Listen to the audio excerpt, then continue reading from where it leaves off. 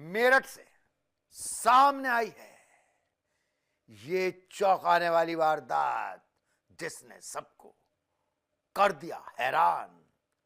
कुछ दिन पहले सिवाल खास के जंगल में मिली थी अज्ञात महिला की लाश। लंबी पुलिस पड़ताल के बाद आखिरकार खुल ही गया हत्या का राज।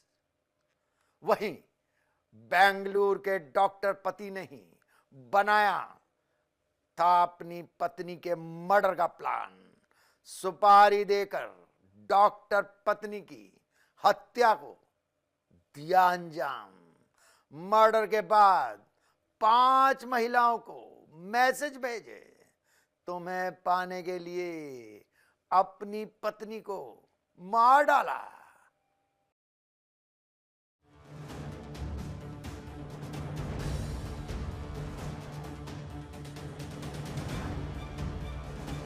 प्यार किया, भरोसा किया और दे दी मौत की सजा।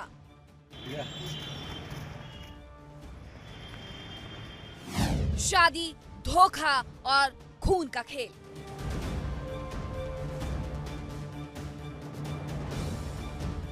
मेरठ से आई एक ऐसी खबर जो दिल दहला देगी।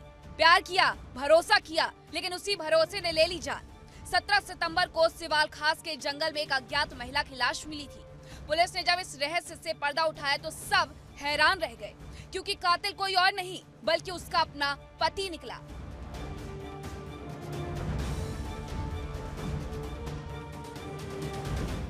मेरठ से चौंकाने वाली वारदात ने सबको हैरान कर दिया है। अज्ञात महिला के शव के पीछे का राज आखिरकार खुल गए हैं। पुलिस की जांच में सामने आया है कि हत्या किसी और ने नहीं बल्कि महिला के अपने ही पति ने की थी। वो भी ये हत्या सुपारी देकर कराई गई है। सिर्फ 12,000 रुपए में उसने अपनी पत्नी की जान ले ली। किसी ने सोचा भी नहीं था कि इमाम के चोले में छिपा शैतान अपनी ही बीवी नईमा यास्मीन को मौत की नींद सुला देगा।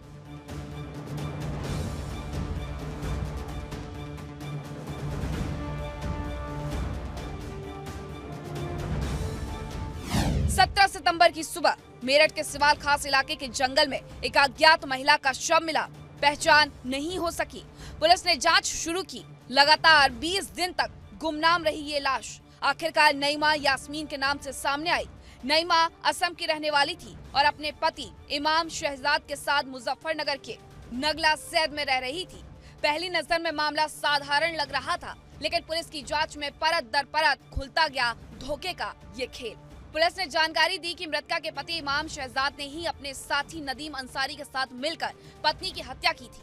हत्या के बाद आरोपी ने अपनी पत्नी की गुमशुदगी दर्ज कराकर पुलिस को गुमराह करने की कोशिश की। सोशल मीडिया के जरिए इनसे संपर्क में आया था और सोशल मीडिया के जरिए ही इनकी मित्रता हुई, जिसके बाद इन्होंने नहीं अभियुक्तों का अभी तक पहले का कोई आपराधिक इतिहास जानकारी में नहीं आया है। ये दोनों जो अभियुक्त हैं आपस में अच्छे मित्र हैं और दोनों एक दूसरे से परिचित हैं। नईम को पैसों की सख्त जरूरत थी और इस पर उन्होंने अभी इनको 12,000 रुपए दिए अभियुक्त को और बाद में भविष्य में और इसका सहयोग करने का वादा कर इसे साथ लेके आया। तकरीबन 7 महीने से इनकी जानकारी है जब ये साथ में रह रहे हैं। पुलिस की पूछताछ में जो नई कहानी सामने आई वो किसी फिल्मी स्क्रिप्ट से कम नहीं थी।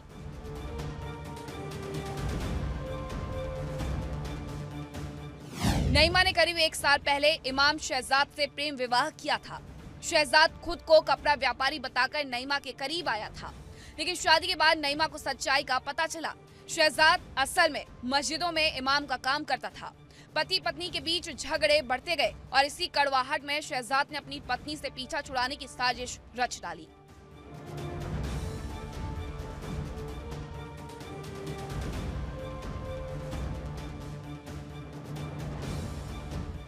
असम की रहने वाली नईमा का फेसबुक पर दोस्ती हुई मुजफ्फरनगर के शहजाद से, लेकिन ये दोस्ती सिर्फ दोस्ती में नहीं रही बल्कि एक निकाह में बदल गया। निकाह के बाद जब नईमा मुजफ्फरनगर रह रही थी तो उसे जानकारी हुई कि उसका पति शहजाद पहले से ही शादीशुदा है और 3 बच्चों का पिता भी है। वहीं जब दोनों के बीच लगातार इस मामले को लेकर विवाद होता रहा तो शहजाद ने इस विवाद से छुटकारा पाने के लिए नईमा को रास्ते से हटाने की एक खौफनाक साजिश रच डाली।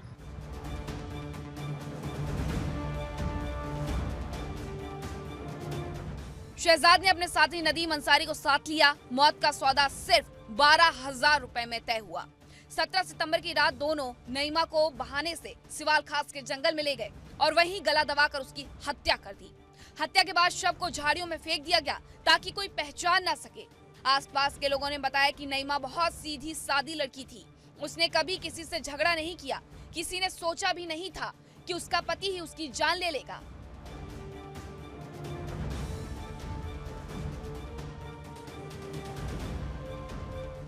उसने अपने एक साथी नदीम को साथ लिया और अपनी पत्नी नईमा को साथ लेकर मुजफ्फरनगर से मेरठ की तरफ पहुंचे। मेरठ के सिवाल खास के जंगलों में ले जाकर नईमा को पहले नशीला पदार्थ दिया और उसके बाद उसकी गला रेत कर हत्या कर दी गई। इस हत्या के खुलासे के लिए मेरठ की पुलिस लगातार जांच कर रही थी, लेकिन एक सुराग पुलिस को लगा जिसमें शहजाद की तरफ से 20 दिन बीत जाने के बाद में मुजफ्फरनगर में नईमा की गुमशुदगी दर्ज कराई गई थी। इसी के आधार पर मेरठ पुलिस ने जब पति शहजाद से सख्ती से पूछताछ की तो उसने अपना जुर्म कबूल कर लिया। प्यार में धोखा और फिर मौत, ये सिर्फ एक हत्या नहीं बल्कि भरोसे के नाम पर किया गया गुनाह है। पुलिस ने 20 दिन में वो राज खोल दिए जिसे आरोपी छिपाने की पूरी कोशिश कर रहे थे। अब दोनों आरोपियों को गिरफ्तार कर जेल भेज दिया गया है। एक बार फिर साबित हुआ है कि सच्चाई चाहे जितनी देर से सामने आए लेकिन छिपती नहीं है।